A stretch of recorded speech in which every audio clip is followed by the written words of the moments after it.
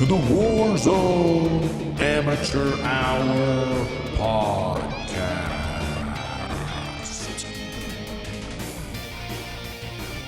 Okay, welcome back to the Warzone Amateur Hour podcast.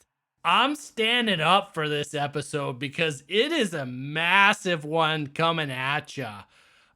We've been waiting patiently for it to finally happen, and this week it did. The future that lies ahead of Warzone, that lies on the horizon with Vanguard, the Pacific, all of that good shit, finally being revealed. Finally know the details, and we're here to share it with you. But before we dive into that, I gotta ask my co-host, the 10-Inch Cowboy, how was your week in the war zone? Well. First of all, thank you for the lively introduction. Your voice sounds a little hoarse as we record this. Wondering if you've been screaming a lot playing the game, which typically happens to me. We'll probably get into that a little bit later, but my week as well. I am actually on the road, so amateurs out there, if it sounds a little different, it's because I'm actually recording in the middle of a city. It's loud outside. I'm doing my best, implementing a lot of audio production recording strategies that I've picked up over the years, as the Cowboy has and as Tron has. So bear with us here. It's going to sound a little different this week, but as you know, our commitment to this podcast couldn't be higher, especially with the good news coming forward today. To answer your original question, the week in the Warzone has been a little slow because I have been traveling, but you damn well know I put my PlayStation 5 in a Pelican case. I brought it with me. I'm about to boot that mofo up soon. So I haven't been playing that much yet, but it's about to happen. How has your week been? My week in the war zone been pretty solid, I gotta say. In terms of my gameplay, I did a little studying, which we'll dive into, looked at some of these streamers, specifically a console streamer, tried to kind of recalibrate. How can I improve? I've been plateauing a little bit. How can I take things to the next level? I'm proud to say that I feel like I've learned some lessons. I'm starting to apply them. I was feeling really good the last time I dropped in. Felt like I was quote unquote kind of frying. Although today, stark opposite. I like to say it's because of the cheaters I'd heard from streamers today. Specifically, it's Thursday, October 28th. The cheating situation a little bit rampant. So maybe that's what it was. Maybe the lobbies were extra sweaty, but things are growing great. And that all capped off with this new incredibly exciting information that was dumped upon our faces today regarding the roadmap to Warzone, the Vanguard integration. Wow, dumping on our faces is a phrase that I love to hear you say, but before we drop into this new information, are you feeling a little sick? What's up with your voice? I'm noticing a little bit of, have you been screaming a lot lately? Was today just that bad? What? Why is my voice coming under a microscope? I'm here on the mic. I don't know, maybe I have been screaming, but it's really just this excitement that's been building inside of me, burning passion. Wow. Okay, this is the sound of a passionate voice, folks. Okay, so, let's just dive right into it then. What was dropped on our faces today? All right, let's dive into it. Get your little notepads ready. Get your journals, your little pencils all lined up because it's a big day for that. First up, before we dive into what's going to happen with this integration, let's talk about the end of Verdansk, the end of the modern warfare engine of Warzone as we know it. So that's going to be celebrated, so to speak, with a series of game modes. Starting November 5th through December 2nd, they are calling it Vanguard Preseason. It's the end of Verdansk. So first off, on November 5th, Vanguard will be going live, as we talked about last week. That'll be the full multiplayer. It will not have any connection to Warzone. However, as I just said, November 5th through December 2nd is preseason.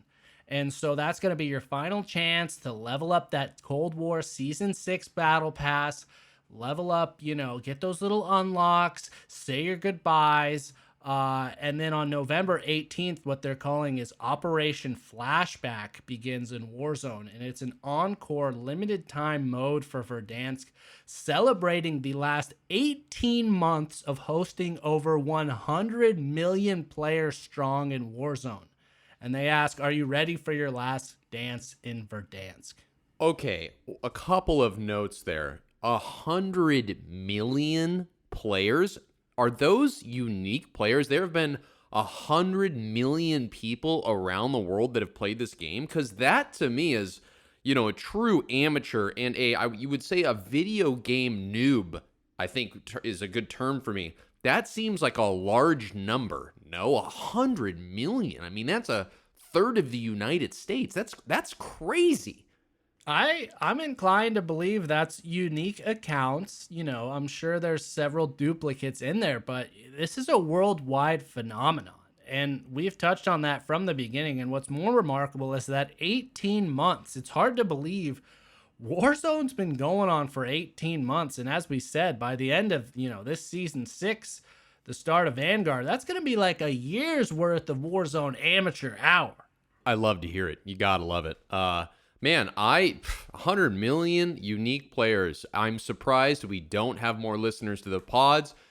Shameless self-promotion. Tell your friends about the pod that play Warzone if you haven't already, because it sounds like there's a few of them out there you may know. But wow, that's really exciting. So back to what you were saying, it sounds like they're giving us a full month there of this like final Verdansk month, right? To like level up all your shit.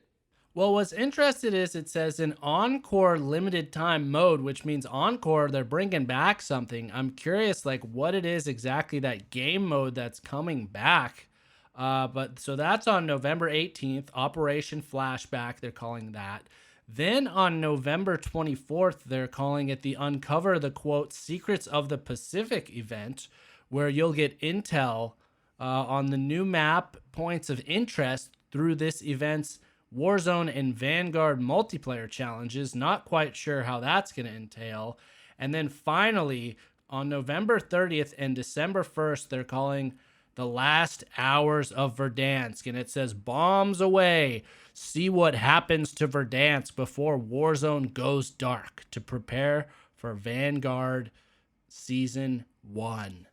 Okay, so let's just extrapolate a little bit here. It sounds like there's going to be, obviously, bombs going off in Verdansk. They're going to destroy a lot of the map. No surprise there. But what's really interesting is this. Before Verdansk goes dark, does that mean that there's going to be some kind of dark mode that comes? Is it going to be like this ghouly ghost thing that's happening where it's like it's just like literally like almost like an atomic winter goes off in Verdansk? I don't know. I'm just saying maybe they're setting that up, or are they saying like quite literally before we turn off Verdansk, to get your time in, we're turning it off. The other one's coming on. You see what I'm saying? I mean, it's an excellent point. I'm wondering the exact same thing, like bombs away. Does that mean, I'm imagining they're going to start blowing the shit out of Verdansk. Like they've already started to. Maybe it's going to get blown up even more. Maybe it's going to be one of these stupid ass things where in the middle of the game, we got the missiles and the bombs coming in like they were doing before. Hated that. Did not like that. Stupid. Or maybe like you said, going dark. Maybe they give us the dark mode. Maybe you said there's a nuclear bomb. We go into like a nuclear winter. Again, a lot of questions here. They're revealing a good amount, but they're also still holding some cards, close to the chest here. Yeah, interesting if we go down this rabbit hole, as everyone knows that I'm a big game developer over here, but I think that playing the Ghouls Ghost, the Haunting, I believe it is called, the Haunting, being in a dark Verdansk it makes it a lot more visceral. It's hard. I don't know how. I'm trying to choose my words wisely here, but it's scarier. It is, you're on guard more. You don't know what is around each corner even more. And I would actually like, maybe for a limited time, to play a regular Verdansk quads battle, but it's actually dark out. So it takes away, say, like the long range snipers. It maybe evens the playing field a little bit. I think that would be really cool. Just like maybe a week of dark Verdansk. I'm all for it. I'm all for going big, going experimental here. It's the end of Verdansk. Why not? They clearly have the assets to make Verdansk dark. We're playing in it right now in the Haunting, as the Cowboy just touched on. I agree. Mix it up. You know, we've had our fun with the standard battle royale. The sweats have fucking infiltrated every square inch of that map. They know it by heart. Let's put it upside down here, baby. Yeah, it's that innovation that we talk about. I think that would be really fun for the game. And, give us a curveball at the end here. We've been seeing fastballs in Verdansk. We can't hit them. Send us a curveball. See if we can hit the off-speed pitch. You know what I mean? Yeah, maybe, we'll swing that bat and accidentally make vicious contact here. I don't know. I know there's a lot of amateurs out there that don't know what the fuck they're doing, that probably have the thermal scopes. Let's play into their hands. Yeah, and I mean, that's a whole nother ball game. The Cold War guns, there's one thermal scope, as we said on the stream, is the biggest scope I've ever seen in my life. It's like twice the size of the gun. Yeah, it'd be interesting. I'm curious to see what happens, but okay, we're talking about the end of Verdansk. That's all fine and dandy, but what is on the horizon is the real meat and potatoes of this meal. We're digging into the what is the Italian antipasta? What would you say? What is the first appetizing course? Antipasto is the first course. Then we got like the primi, but the secondi, that's the real meat course. And you are dead on balls accurate there, Cowboy. This is just a little bread and butter to you schmear. Say your little goodbyes. Nobody's going to be shedding any tears to get off Verdansk. But that said, here's the real news, baby. Brace yourselves. We got details. We got an official date. So the first thing to note is that the new Vanguard Warzone integration, that is actually being dubbed as, Warzone's going to be renaming itself as Call of Duty Warzone Pacific. So we had previously been under the impression that Pacific referred to the map. That is not the case. They have now officially revealed that new map that Warzone's going to be hopping into is called Caldera, and that is arriving. Mark your calendars, ladies and gentlemen, on December 2nd. That is going to be the start of Vanguard Season 1. That is going to be the new Warzone existing where we all drop in. It's going to be a watershed moment, December 2nd. All right, so I have not heard that name yet. I have not said it out loud, and I'm going to say it right now for the first time of probably millions of times coming up here. Caldera. That's what we're looking at. Caldera is the new map name. That's what we are going to be constantly referring to, dreaming about, thinking about, washing yourself in the shower. You're going to be humming Caldera. Caldera is the name. So that's it. That's it. That's the map we had a preview of. It's going to be built on and running off of the Vanguard engine and technology. Now, here's, Tron's always reading between the lines, trying to pick up the subtext here. And here's one thing I kind of found interesting is, okay, so this one's Caldera, and this whole thing is Warzone Pacific. Does that imply that maybe during the future of Warzone, we might be getting a second big map? You know what I mean? Like, I feel like the fact that Pacific is like this umbrella term for the new Warzone, and then there's Caldera. I don't know. I think it could be very much likely. Like there's different venues of warfare within the Pacific Amphitheater is basically what you're saying. Well, not so much that, but like you specifically, we were screaming out, we want a new map. We want a new map in Warzone. A year had passed, and what did they do? They gave us a reskin for Verdansk. My thinking is they've learned from that. They're planning now this new Caldera map is what's going to start us off, but I don't think that's going to be what's going to take us for the duration of this Vanguard new Warzone Pacific, journey. I think they're going to maybe release another big ass map. Maybe they release like another Rebirth, and that's what it is. But I don't know. You heard it here on the Warzone Amateur Hour podcast. That's Tron's prediction. Interesting. If there's one takeaway I've learned in the last year of doing this podcast, is that you can never overestimate the bullshit that they're going to serve you when it comes to map play. So I am going to hold that optimism in my back pocket. Not too far. I can get it if I want it, but I'm going to choose to keep it out of my line of sight because I don't know about that. If there's anything we've learned is that them giving us new maps and optimism in like new places to play is total bullshit. So I hope so. I hope you're right. I hope that they have many venues planned within this Pacific Amphitheater. But personally, I'm going to, grain of salt here. Grain of salt. I think that, what is it called? The Segundi chorus. What is that second? The Secondi. Secondi. I don't know if there's going to be a Secondi in this new Caldera version of the map. That's all I'm going to say, but I hope so. It's in my back pocket, but I don't know. Well, yes, that's a long way off. Super excited to drop into this new map, get a new experience, get a new engine. Some additional notes to share with you is obviously the Caldera is going to have a full slate of Battle Royale playlist. They'll feature all weapons, Modern Warfare, Cold War, and Vanguard. However, alongside it, they're going to be releasing what's called a new Vanguard BR mode, which will be World War II only weapons, and they're introducing planes. They're going to have dogfighting as part of that. Ooh, wait a second. In Warzone? So it's like going to be its own playlist set called Vanguard BR. Like when you go to your playlist, there'll be Caldera BR, which will be like solos, duos, trios, quads. And then there's going to be a Vanguard BR mode, which I think is probably going to be a limited time, might come and go. But that Vanguard BR one is going to be World War II only weapons. So I guess maybe only Vanguard weapons or the weapons from Modern Warfare and Cold War that I guess are technically from World War II. And then, yes, on top of it, dogfighting. Again, not many details on that, but they showed like a screenshot of a fucking World War II plane flying around. That is cool, and I am into that. And this is, I want to be very careful with my words and not insensitive at all, but it's in a video gameplay mode. It's so fun to romanticize dogfighting in planes. That sounds like a lot of fun. Obviously, we're talking about video games. We're not talking about actual war. But that sounds like a great time, and I'm really looking forward to that. I did not know that. That is cool. Yes, it is. So that's really the big news. Again, it's going to be happening on December 2nd, which serendipitously lines up pretty closely with our 1-year anniversary. So we're thinking here, we mentioned we're going to be organizing a custom game for Warzone.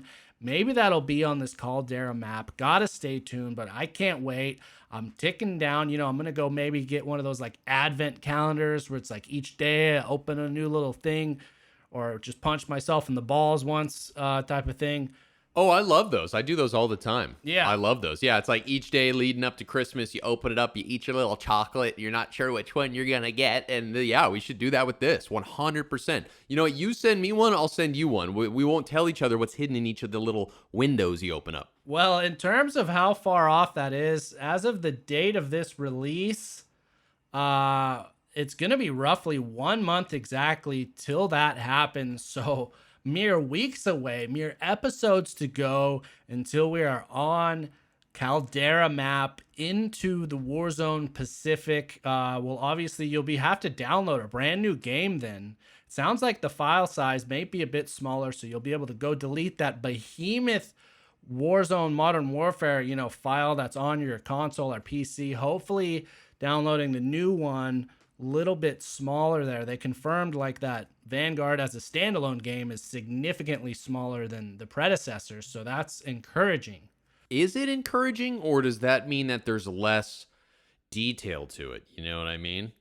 What do you mean? So, like, obviously the size of the game that you download, I would assume, is dictated by the detail, the graphic, the amount of information that is in there. Oh, I see. So if it's significantly smaller, does that mean that we have a significantly smaller map? A significantly smaller game? Does that mean less weapons, you see what I'm getting at here? And I mean, maybe I'm reading too far between the lines, but you see what I'm saying? I see what you're saying. From what I've read, it's actually thanks to like some texture streaming kind of technology thing they're implementing. I also believe part of it is like optimizing for the new systems. Again, not a technical guy here, so not gonna kind of guess on that. But whatever they do to make it happen, I'm stoked on that. I don't think it's gonna negatively affect like the details or the graphic quality. I'm actually expecting it to go up another level, because I imagine we're gonna be getting a PS5 native version as opposed to right now you're running off the PS4 version of Modern Warfare. Oh, is that so? Even on the PS5, you're still playing off of a native. Oh, that's probably okay. That probably makes sense because I'm sure that there's some, they have to layer brick upon brick to make it possible for all of these different consoles, all of these different things. So if they're eliminating older versions, yes, that would make sense that it's condensing the amount of obviously like whatever storage, what data, gigabytes, whatever it is. Well, I don't think they're eliminating. I believe Warzone the Pacific will be available on last gen consoles, but yes, those with the new gen will have the native, which again, for whatever technical reasons, it seems like the PS5 games size are just significantly smaller than PS4 games. And obviously they have better graphics, all that, they're bigger maps. It's just a matter of, hashtag technology, but that's enough about that. Another bit of information that I'm sure the amateurs out there are dying to know, which I know we were, as lovers of Rebirth Island, as lovers of the Resurgence playlist game mode. Yes. They confirmed officially as part of this big roadmap reveal that Rebirth Island, it's staying, baby. We can continue to keep going to that. Praise the Warzone lords that is the case because, if nothing else, we have that, and that's something to be happy about because, frankly, it's been a weird 6 months. It's been a weird transition going from playing Verdansk over and over and over again to now playing Rebirth over and over and over again. But one thing you have to always be excited. I mean, I would play that game mode if that was the only thing there was. You know what I mean? Like, I love Rebirth, and I can play that all day long. I mean, sometimes it gets a little frustrating, and sometimes I've gone through a few controllers, let's just put it that way, and I've lost a few vocal cords, but I love that game mode, and that makes me so happy. That's something that you can definitely hold on to. I'm stoked on that. I'm right with you. If that hadn't been clarified, would have been frightening. Obviously have all this excitement about the new Caldera map, the new Caldera Warzone, the new Battle Royales, all that shebang. And I'm sure it's going to be incredible out of the gate. But, knowing myself, knowing that I'm an amateur, I can't keep up. I got to imagine that maybe it'll go stale. Maybe I'll find myself outgunned, getting my fucking ass kicked. And it's just comforting, to know no matter what, I'll always be able to rage quit out of, I guess, in this case, Caldera, and hop back into my beloved Rebirth Island Resurgence. It's a comfort zone, baby. We all love a nice comfort zone. It's a good place to work on guns. It's a good place to, drop in with your buddies for like a hot shot of adrenaline. I'm right there with you. I'm so happy that they announced that. It would be a different outlook if they hadn't clarified that. That's for sure. 100%. And as you said, that's the place to hone your skills. Get that, kill fest. Like, get your fucking your reps in kind of thing. But speaking of taking things to the next level, speaking of maybe we won't be so outgunned on Caldera, one thing that's certainly going to help for that was officially confirmed, which we pretty much knew, but now it's officially official, is that a field of view slider on console is confirmed. Yes. Is it going to equal what the PC players have? That's yet to be seen. I'd imagine if you go maximum FOV on console, you'll kind of compromise that by giving up frame rate and resolution, perhaps, yet to be seen. I'm not somebody that had Black Ops Cold War, which has an FOV slider for next-gen consoles. I'm not, those guys, I guess, probably have a better idea of kind of the performance you get from that. But either way, I'm cranking up the FOV quite a bit. Oh, yeah.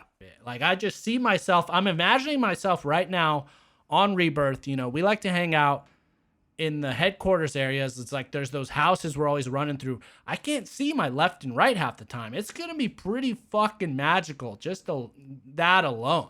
Oh, just to give a very specific example of what you just mentioned. So if you're dropping into headquarters, for those, I'm sure if you're listening to this podcast, you're very familiar with the Rebirth map.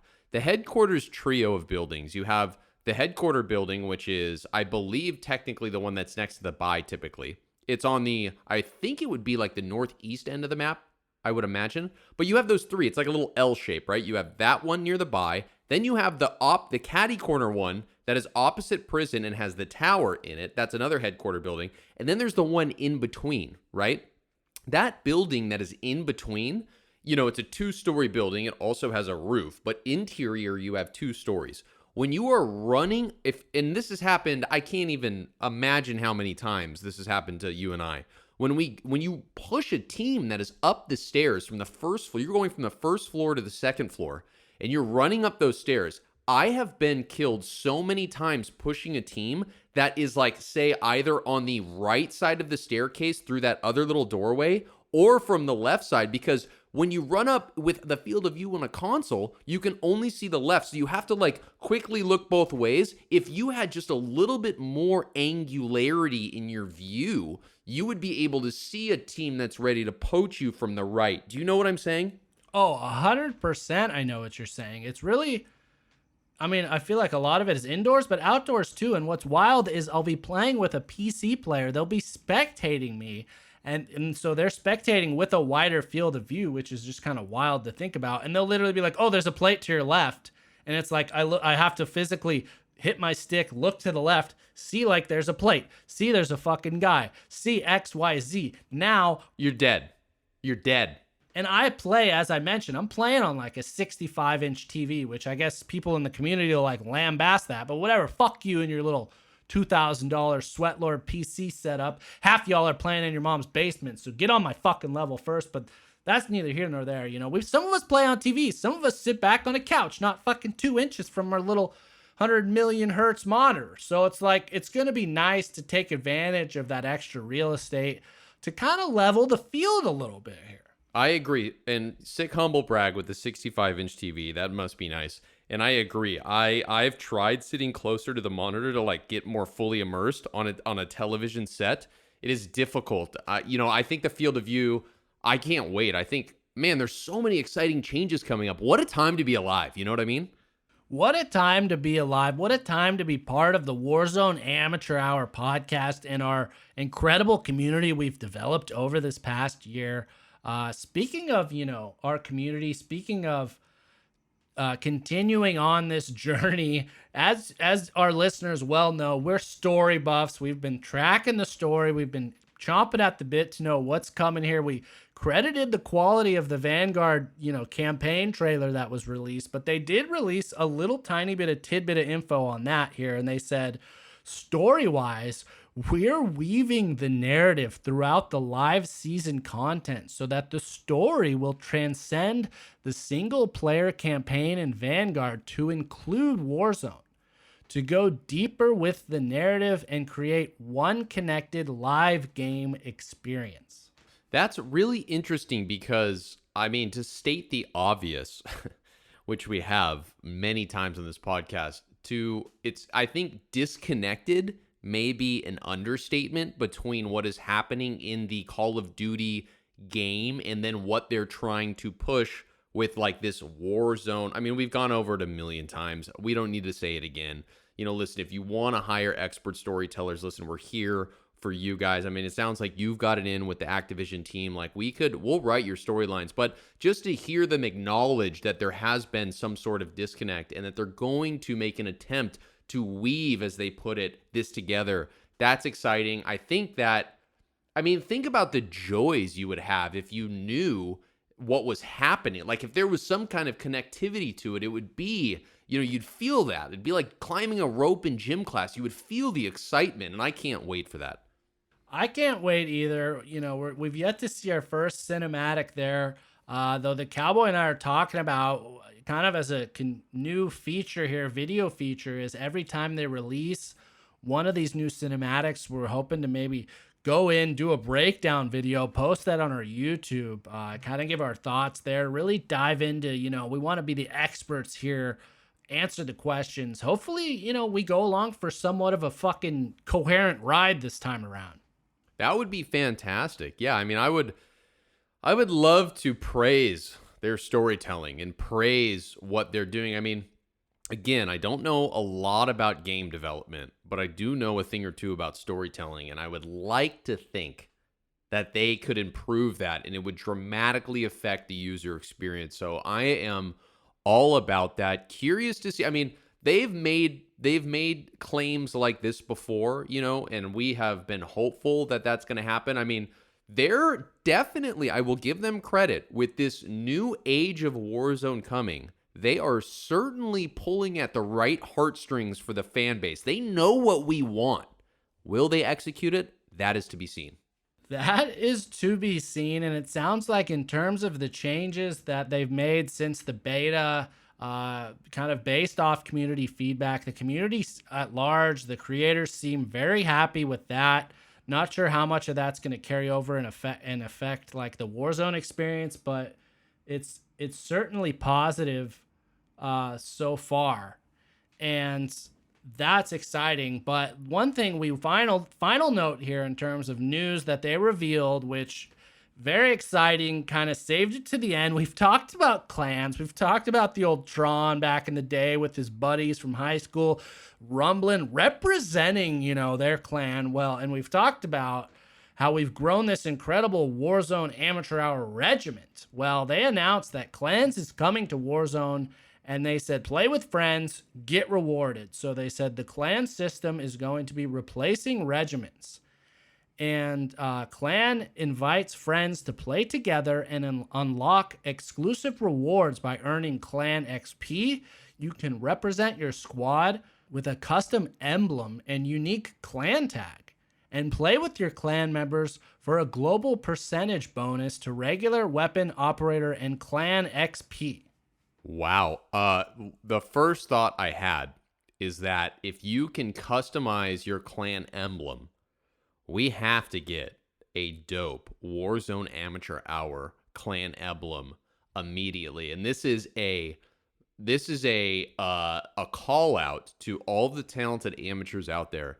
If you are a designer and want to help us create an emblem, I'm speaking for both of us, but I haven't talked to you about this, Tron. I'm sure you're on board with this. If anybody has any ideas, wants to come up with a rough rendering, maybe a sketch, maybe it starts there. Maybe we start storyboarding something. I don't know, but let's come up with an incredible emblem for the Warzone Amateur Hour community. We have a lot of people that are in the regiment. I know I don't check my friend list. I'm sorry about that. I'm still an amateur when it comes to that stuff. Right now I'm soliciting. We are soliciting an emblem. If people want to start hitting us up about that, we would be happy to work with people on that. That would be so cool. I think this folds right into the little community that we have in the amateurs. This I'm excited about this. This is good for us. I'm glad you're finally understanding the appeal of, the clan aspect. I forgot way back in the day that you could create that custom emblem back then. So I'm on board with you. I certainly have zero artistic ability, especially when it comes to like graphics and, creating visuals. So we're putting the word out there. If you want to contribute, share it with our Discord, share it with our Twitter. Email us, whatever. You can get a hold of us. It's not hard. Yeah, email us. We'll review the best. We'll get a shining, beautiful emblem out there. We'll get the amateurs community will be able to band together. Like each time we have players dropping in with the WA, which I see all the time on our Discord, and I fucking love it. Is like those guys in the future, they're going to be earning us like bonuses and shit. Like we'll be working together. Our little, we got fucking strength in numbers here with the amateurs, and we can flex that strength. The bigger, the larger we grow. We're small. Well, we're not so small anymore. We're small, but we're strong, motherfucker. So watch your ass, because we're coming for you. That's right. That is right. So stay on the horizon for that. Also, just throwing this out there, maybe this is an idea, maybe it's not. Maybe you'll disagree with me on this, but we're going to have, obviously, the Warzone Amateur Hour little tournament thing, our little private match, little competition amongst the amateurs. Maybe, just maybe, we include the winner of that, get some kind of little token of recognition in our emblem, maybe. Maybe there's a little shout out, hidden message within the emblem that'll live forever in our little tournaments. Just throwing it out there. Maybe a little incentive. I don't know. I mean, not only that, I gotta say, like, they should be running on our squad. Like, that'll be some MVP type move. Kind of like those that have solicited awesome audio clips, those that have boosted our Discord, those that have, shared us far and wide. We love y'all. We wish we could do more to like celebrate that. But the bigger the WA gets, the bigger that message, the bigger that shout out is heard by. 100%. I'm all about it. This is exciting. This is an exciting podcast. We got a lot of shit in the fire right now. Now maybe you understand the excitement out of the gate. You said the voice was hoarse, but it was really just sheer excitement shooting out of me. Yeah, you're starting to actually sound better. Maybe it was the connection. I don't know. But you were sounding a little hoarse. Now maybe it's a little warmed up. You're starting to get there. But now you're sounding good. Woo! Well, now I'm feeling good too. And I know the Caldera is coming, counting down the days. That's it, though, really, for the news of the week. We still got, though, more to come here on the agenda. Kind of touched on it at the beginning, is that, Tron kind of did a little studying here. He hopped on YouTube. I was browsing and I saw a streamer, which I believe we've mentioned before. His name out there is Reed Boy. He's, quote unquote, the #1 console streamer pretty much on Twitch. He plays on a fucking PS5 like us. He doesn't have any weird tricks. His FOV is the same as us, and he drops it seems like exclusively Rebirth. And so I watched one of his gameplay videos. It was a game in which he dropped 35 kills. Wow. And I kind of was studying it and trying to take some lessons away. And I felt those lessons. I applied them to my gameplay immediately after and was having success. So I'm here to kind of riff off that. And the first thing I noticed is he doesn't really chase downs. He's constantly ready for new threats. So he sees a guy coming, he engages, he downs him. He doesn't pay him fucking, that guy's seconds away from being a problem, which in Warzone is an eternity. He's immediately, where's the next guy? Do I need to reload? Do I need to plate? At that point, when things settle down, then he'll finish. Or if he's in a safe space and he can immediately finish the down, obviously he'll do that. But when it's close quarters combat, he's rushing in, he's pushing a team. He doesn't fucking slow down, till he gets that team wipe or things kind of settle down. That's something that you and I mean, me specifically, I can only speak for myself, but I'm sure that you're on the same page. We do that a lot. If we push a team and we down someone, you're thirsting that motherfucker, because as the amateur mentality, dictates, it's you want to get your kill. But not most of the time, but probably I would say a more significant time than not, getting your thirst comes at the cost of you losing your life if his teammates are there waiting for you. So I really like that idea. The problem is that I'm so ingrained in my gameplay. I don't know if I can make that change, but it seems like something that amateurs out there should be recognizing. I'd like to interpret that too, because it's once you down somebody, yeah, you should be moving, because that he's calling out to his buddies as he's down. Oh, motherfucker's on me. He's on me. Oh, he's right in this room. Da da da. But if you fucking hop out a window, go around, maybe walk the balcony out, hop in a different window, those guys go into res him, then you get I can see how that works out way better than the way that we play. Exactly. And that was kind of the top line lesson I got. But secondly to that, one thing I was probably doing much worse than chasing downs is predictability. And I watch with him, he has zero predictability. When he engages someone, and let's say he doesn't have the jump on him, it's looking like he might not, win that gunfight and he's going to retreat.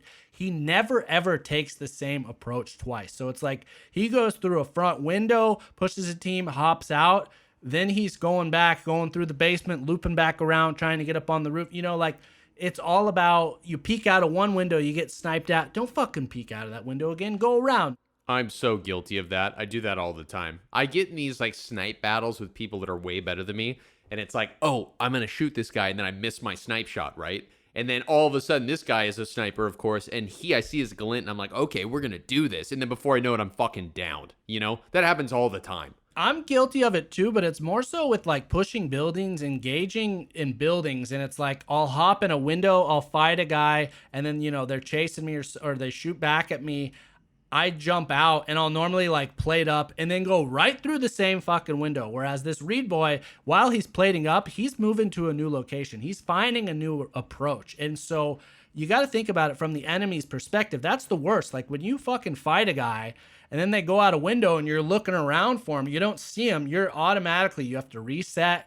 The balance of that gunfight has been completely leveled out there. You no longer have your upper hand. You got to kind of completely reset. And so that's been another real focus of mine, is doing that unpredictability, having, new ways of thinking about pushing a fucking guy, winning a gunfight, because it's all about getting the advantage any way you can. Have you been using that tactic lately? Because you've been playing well lately. Tron has been playing probably the best he's ever played. And I'm curious if it's because you're taking these tips and implementing them. Well, that not since you and I played, but yes, this week was really the focus. I felt like the consistency is just going up. I'm winning more gunfights. I'm able to push like more people at one time.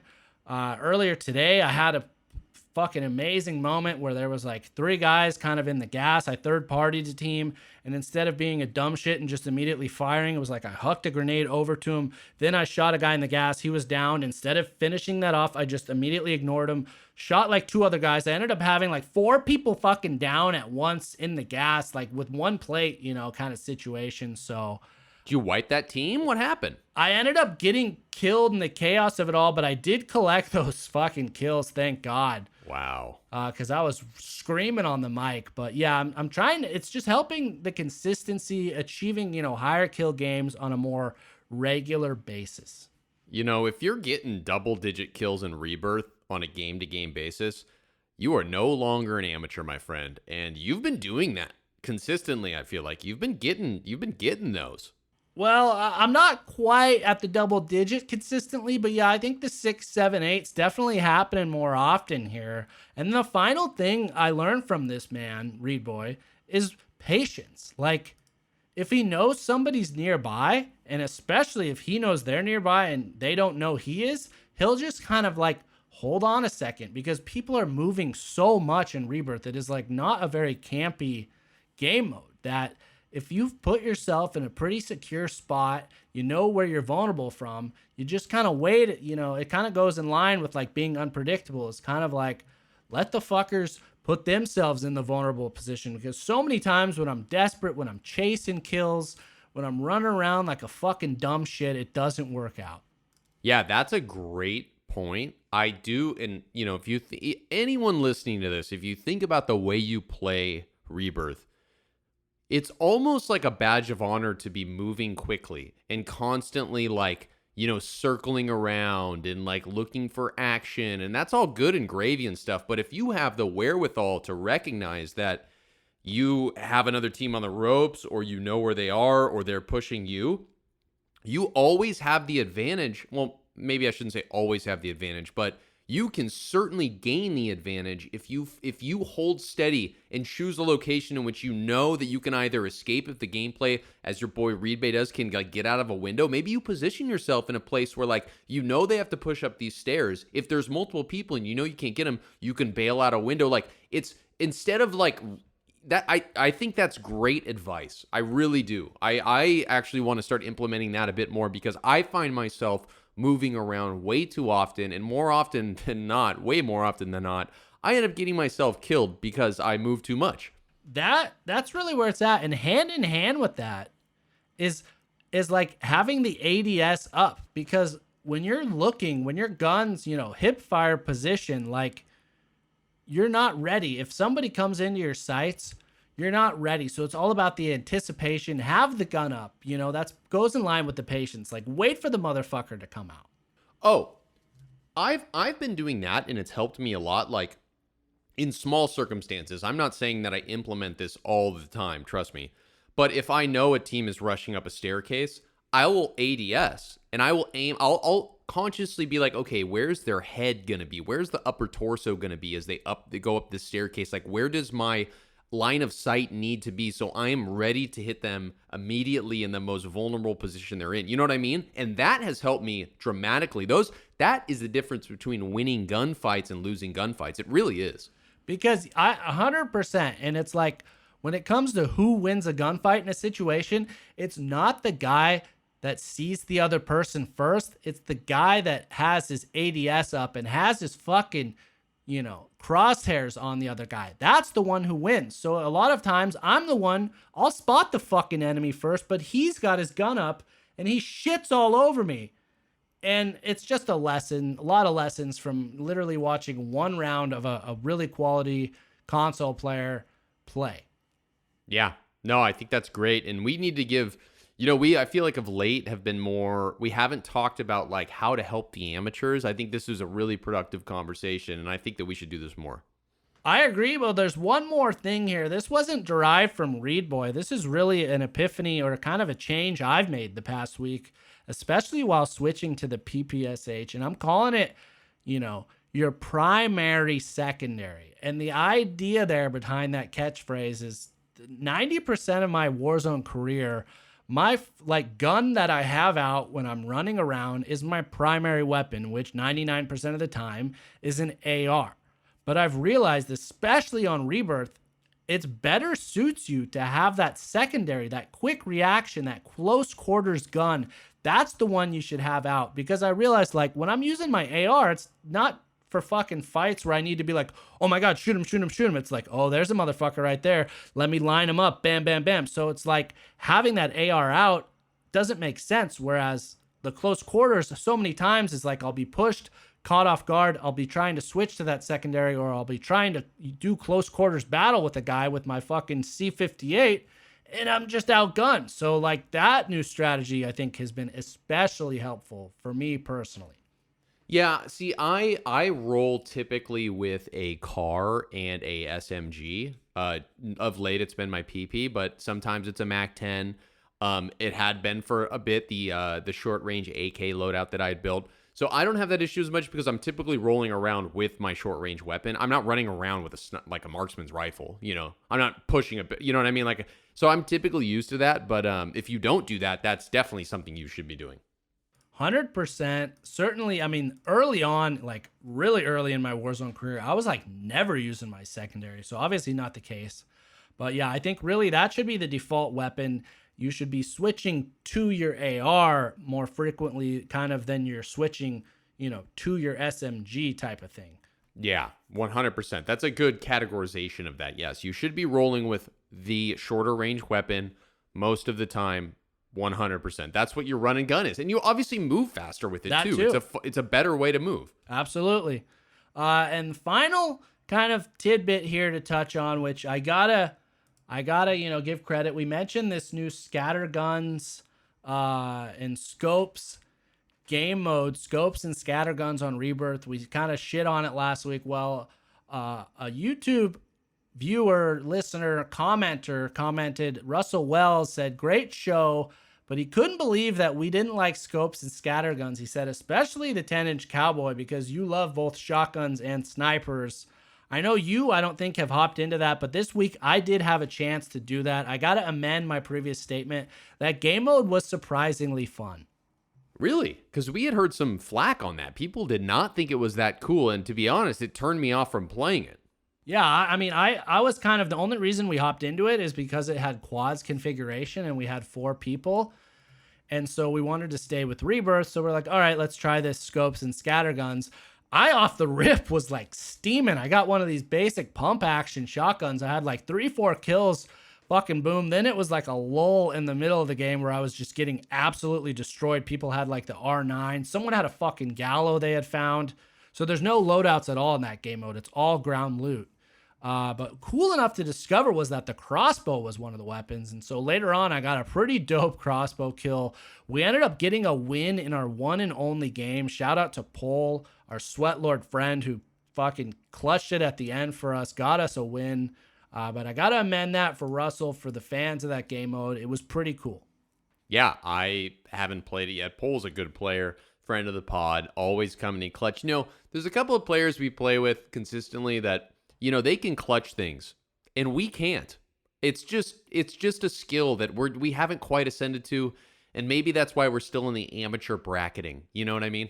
Maybe, but it's teamwork that makes. Wow, are you about to say that you've ascended? Are you telling me that I'm alone now in that bracket? No, but you and I have been known to have a clutch or two. We pull out wins all the time, and a lot of times we bail those games. The fact that they're able to clutch some of those times is because we came with some clutch plays of ourselves to maybe res them or buy them back or fucking come save the day.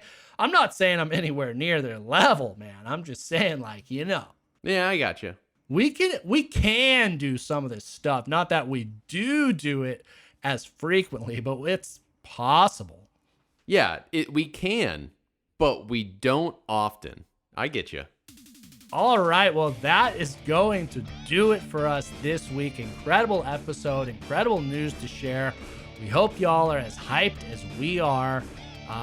1 month pretty much until we leave Verdansk, head to the Pacific, get that FOV slider, get the clan rocking. So get hyped, get your fucking thumbsticks polished up, baby. Yeah, start doing those thumb exercises. Start getting those forearms in shape because it's about to get real. And more importantly, you got those friends that stepped away from the Warzone. Let them know to get back on the horse. We need everyone back in the saddle, amateurs and sweatlords alike, especially amateurs, though, because the playing field's about to be leveled quite a bit. Yeah, let's fucking do it. So we will talk to you next week. And until then, Good luck in the gulag.